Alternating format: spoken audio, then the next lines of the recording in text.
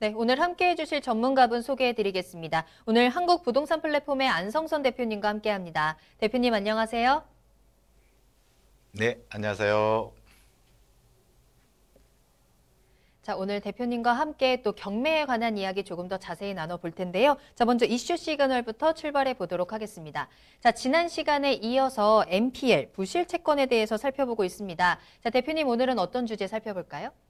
네, 오늘도 이 앞 시간과 연장해서 시청자와 함께 공부해보는 NPL, 이렇게 해서 오늘도 NPL과 함께 공부하는 시간을 갖도록 하겠습니다.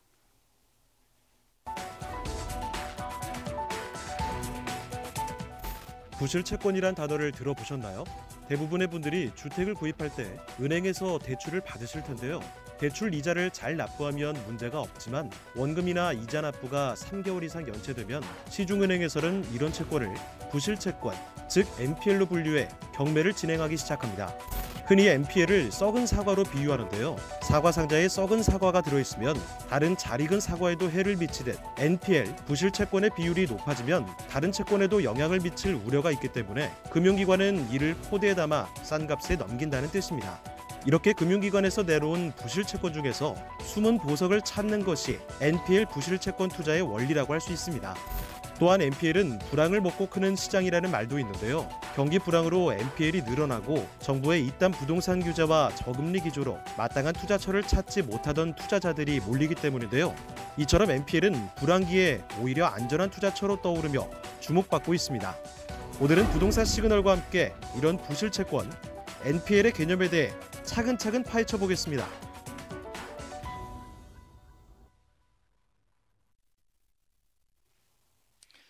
네, 오늘도 함께 시청자와 함께하는 NPL, 채권 투자하는데 기본에 대해서 오늘 강의와 함께 공부하는 시간을 갖도록 하겠습니다. 자, 먼저 NPL 투자 파헤치기라는 이슈를 가지고 하고 있는데요. NPL 채권 투자의 기본, 오늘 둘째 시간입니다.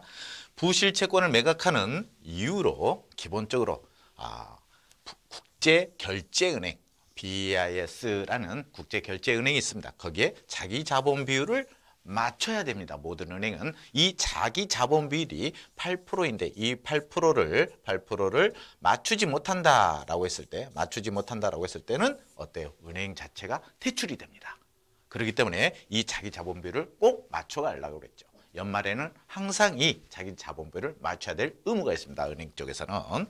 두 번째, 자산의 건전성을 확보하기 위해입니다. 이 건전성이라는 건 뭘까요? 은행에서 직접 대출도 있고 또는 적금도 받습니다. 그런데 그런 부분을 안전하게 갈 수 있도록 하는 유동성인 자금이라고 하겠죠. 자, 마찬가지입니다. 자금의 흐름을 원활하기 위함이다 라는 부분이죠. 고객이 있으면 반드시 어때요? 이 고객은 수요와 공급입니다. 공급, 이게 바로 공급은 대출이겠죠. 수요는 실질적인 적금이 되겠죠. 대손충당금을 적립을 유보하기 합니다. 이 대손충당금에 대해서 많은 사람이 모르더라고요. 무엇일까요? 간단합니다. 우리가 공부를 하다 보면은 실질적으로 용어 정리에 어려움을 많이 겪는데요. 법률 용어는 굉장히 쉽게 되어 있습니다. 이것도 마찬가지죠. 대신 손해볼 수 있는 충당금을 적립해 놓은 게 은행의 의무입니다. 그런데 그거를 NPL로 채권을 매각함으로써 유보할 수 있는 시간을 많이 벌 수 있는 그러한 어떤 정책이다라고 생각하시면 될 것 같습니다. 채권을 매각하는 이유가. 자, 부실 채권 관리 비용의 절감이다. 관리 비용입니다. 이 부실 채권 관리 비용.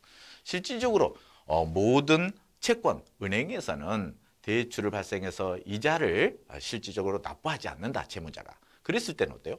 3개월 동안에 연체가 된다라고 하면 바로 경매를 신청해야 됩니다. 이 경매를 신청해야 되는데 은행 쪽에서 경매 절차나 이런 부분을 많이 모르시죠? 그러다 보니까 어떤 상황이 발생하냐? 은행에서는 경매 신청으로 끝이라고 생각했는데 법원에서는 이 물건을 공고하면서 권리신고하고 배당 요구해라 라고 하면서 실질적으로 이 잘못된 부분을 어때요? 은행의 담당 직원한테 요구를 하게 돼 있습니다. 그럼 은행에서는 어때요? 그거에 대해서 바로 다시 정정을 해서 올려야 됩니다. 권리신고를 다시 해야 된다. 그런 부분에 대한 이 은행의 직원의 어떤 관리 비용이 많이 들어갑니다. 그래서 배당할 때 어때요? 배당에 따른 그 그 부분도 채권 회수에 대해서 배당 요구서도 제출을 해 주셔야 됩니다. 이런 부분에 대해서도 실질적으로 채권자에서 다 해야 되는데 그런 부분을 NPL 유동화 회사로 매각함으로써 전체적으로 은행 쪽에서 할 일이 많이 덜어지는 거죠. 그러면서 자기 관리 비용도 절감할 수 있다. 이렇게 생각을 해주시면 될 것 같습니다.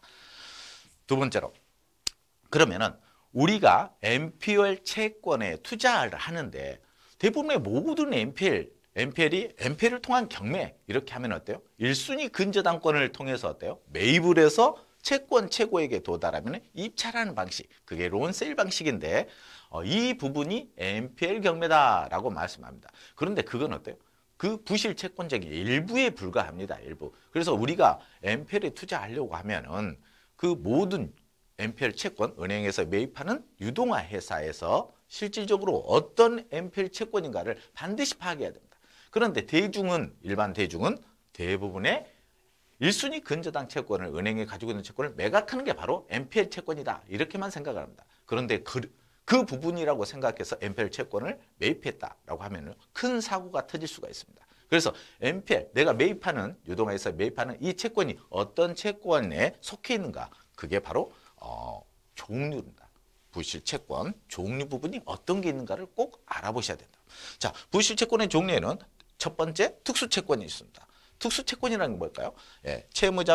채무자가 회생, 파산에 됐을 때 이 법률에 의해서 매각할 수 있습니다. 그래서 법원에서 재산을 보존 처분에 내려진 상태입니다. 바로 어때요? 매각을 못한다는 거죠. 그래서 이 법원의 결정에 따라서 매각하는 이러한 특수 채권이 있다. 그래서 회생이나 파산되어 있는 그런 어떤 채무자의 부동산 물건이 경매로 나올 수도 있습니다. 그런 부분을 어떻게 매입을 해야 되는가라는 부분입니다. 두 번째 특수채권 위에 워크아웃 채권이라고 했습니다. 워크아웃 채권은 금융기관과 워크아웃 약정을 체결한 기업 채권입니다. 한마디로 이 기업 채권이라는 건 어때요? 부도가 났다는 소리입니다. 그 기업에서 가지고 있는 모든 기업이 부도나니까 부동산들이 어때요? 경매로 나오겠죠.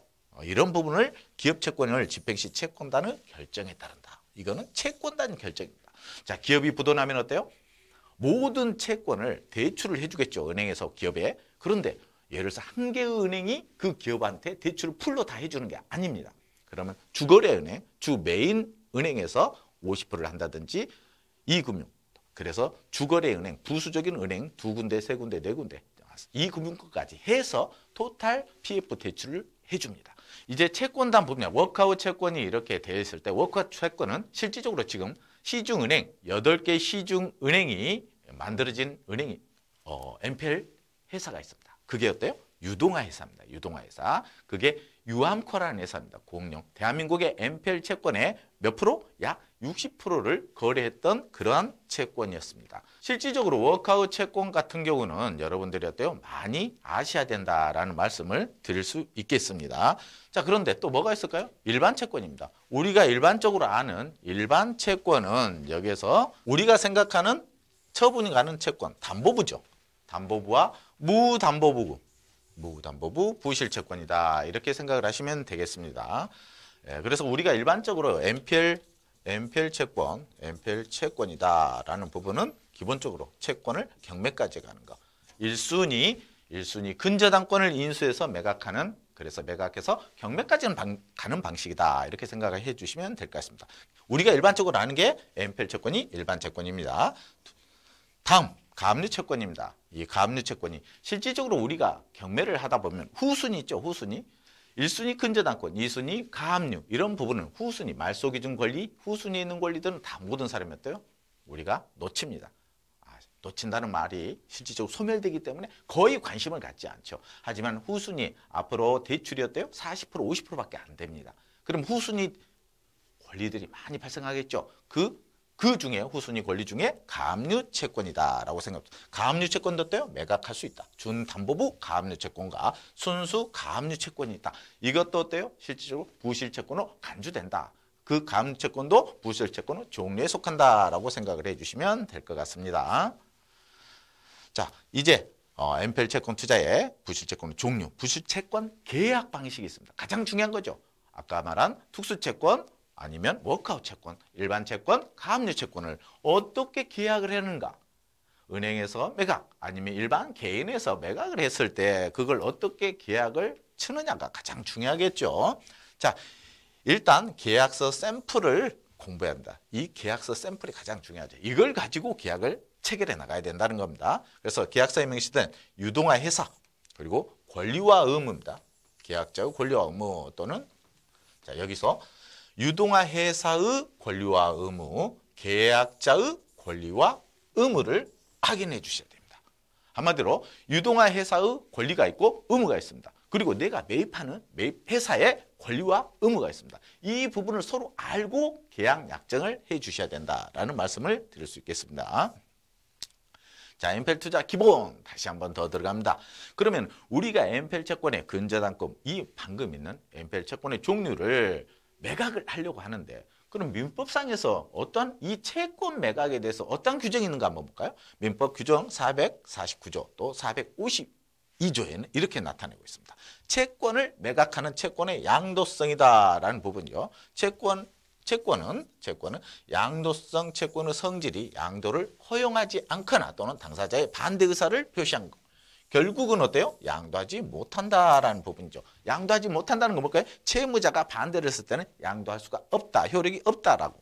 하지만 그 효력이 없는데 제3자가 매수를 했습니다. 그런 상황을 모르고 그래서 선의의 제3자에게 대항하지는 못한다라고 규정이 되어 있다라고 여러분이 공부를 해주시면 될 것 같습니다.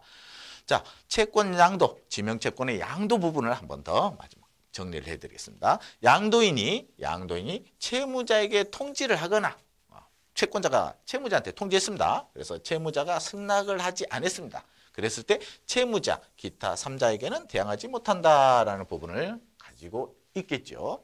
자, 방금 얘기한 2항에서 승낙은 어때요? 확정일자, 승낙은 승낙, 확정일자가 있는 증서에 의하지 아니하면은 채무자 이에 제3자에게는 대항하지 못한다라는 부분이 실질적으로 정리되어 있는 것입니다. 자, 이렇게 오늘 MPL 기본 투자 방법에서 MPL을 투자하는데 기본에 대해서 어느 정도 공부를 해봤습니다. 다음 시간에 뵙겠습니다.